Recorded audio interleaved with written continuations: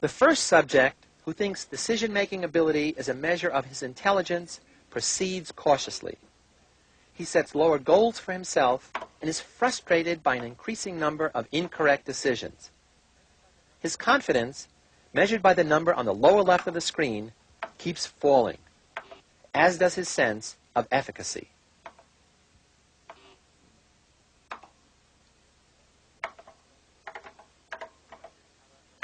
The second subject, however, sees early mistakes as a necessary part of learning. He profits by them, and his performance improves. He sets higher goals for himself, and his response to questions about confidence demonstrate an increasing sense of his own efficacy. The issue is not what you have, but how you use what you have. And from this point of view, you see, you can have the same competencies and sub-skills and use them poorly, adequately, or extraordinarily, depending on your self-belief. So for this reason, you can often predict people's accomplishments better from their self-belief rather than from their just past attainments. Up till now, we've been concentrating on that part of the self which focuses inward to assess its capabilities. But there's another aspect of the self that focuses outward to get a fix on the impression being created in others. This outward focus, the awareness of the social self, asks the questions, how am I coming across? What impression am I creating? Do you see me the way I see myself? Do you see me the way I'd like you to see me? Here at Stanford University's theater department, Patricia Ryan teaches drama and the nuances of self-presentation in American culture. Hi, Patricia. Hello, Phil. As a drama teacher, you train actors in self-presentational skills to help them convey an impression to an audience. How does that work? Well, there's a concept we use called status, which has to do with how we manipulate the affect of ourself to one another. The content in a given circumstance can be the same, but the way in which I speak to you, the way that I use nonverbal cues will affect my relationship to you. There are four aspects that we can manipulate in terms of status transactions. The first of these would be eye contact. And it's commonly known that eye contact is a useful device in asserting oneself. As I'm continuing to talk about this subject, start averting your gaze from time to time. Fail to make eye contact with me, but stay in the scene and continue to listen, but just change the way in which you relate.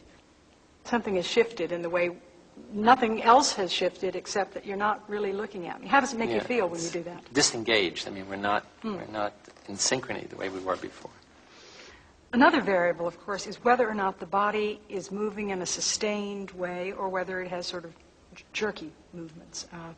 As soon as I begin to kind of move my body in jerky ways, it also affects my speech, you notice. It's hard to sustain sentences when I'm moving and my head's moving up and down. Yeah. And a lot of people kind of, but it at the cost of their status in some cases. So that the prototype for high status would be someone who is basically calm, who speaks in complete sentences, breathes deeply, makes eye contact, and doesn't have any particular jerky mannerisms. Can we demonstrate some of these? Yes, we could. There's a short scene in which we'll play ourselves in just coming to meet one another. The scene begins. You say hello. Hello. And I say hello. And you say, been waiting long. Been waiting long. And I say, ages. That's going to be constant in all the scenes? Right. Now, the first time we play it, why don't you come in maintaining high status kinds of postures with the eyes and face and body, and I'll play low status behavior and see what the result is. All right, let's do it. Okay. Hello? Hello. Been waiting long? Ages. Okay. Good. Why don't you try, let's switch who is high status, and I'll be high status staying here, and you enter the scene in a low status mode.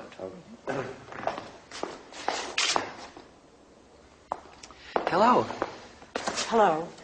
Been waiting long? Ages.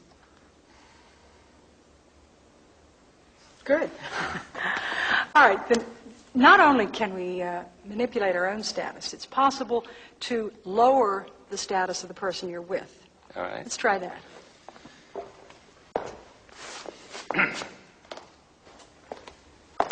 Hello.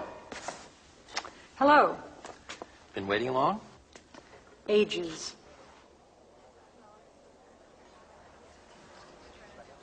Status transactions take place all the time between all kinds of people. They're a form of interpersonal communication in which people establish their relative degrees of social status and power. They demonstrate as well as anything the social aspects of the self-concept. To manage the impression we create in others, we all engage in what's called strategic self-presentation. How we present ourselves to others so that they'll see us the way we see ourselves. Take that, okay, into your body and make it so grand that it would be almost total melodrama. Okay. Diana Giardella is a Boston area psychotherapist and actress who uses the tools of acting to explore the process of strategic self-presentation. Okay, okay, and there you are this little. You are down there. In the following scenes, she will demonstrate how this process of self-presentation works. Oh, I feel so lousy. I don't think things could get much worse. Hi. Hi. Are you going to the concert tonight? I don't know, I feel really down. I don't know, I'm in a really bummed out place. I don't think I can deal with it. I was thinking... Other people react to us according to the context our behavior has created. Then we see the way they respond to us, which confirms our original belief about the kind of person we really are. I blew it again. It's a closed circle, what researcher Mark Snyder has called behavioral confirmation.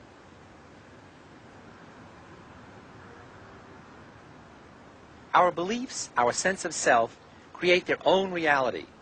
That's why depressed people elicit negative reactions and tend to be treated as if, in fact, they are inadequate.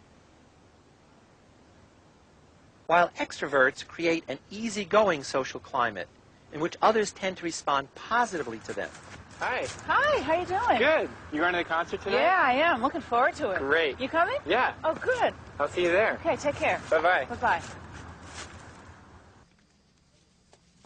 Who we are is part of a constant cycle of internal and external perceptions, beliefs, and behaviors. One of the most important factors that influence our identity is the cultural context in which we live. Cultural psychologist Hazel Marcus of Stanford University looks at the intimate connection between the self and culture. When we talk about self, we're talking about the way in which the biological being becomes a person. Becoming a person is a social endeavor.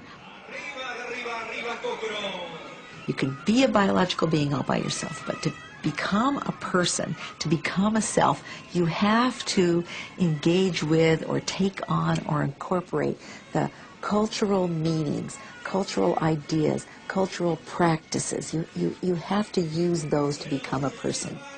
You can't be a self by yourself. You can be a biological entity, but to be a person, to be a self, you have to do it in some set of culture-specific ways. Culture can be seen not as biological,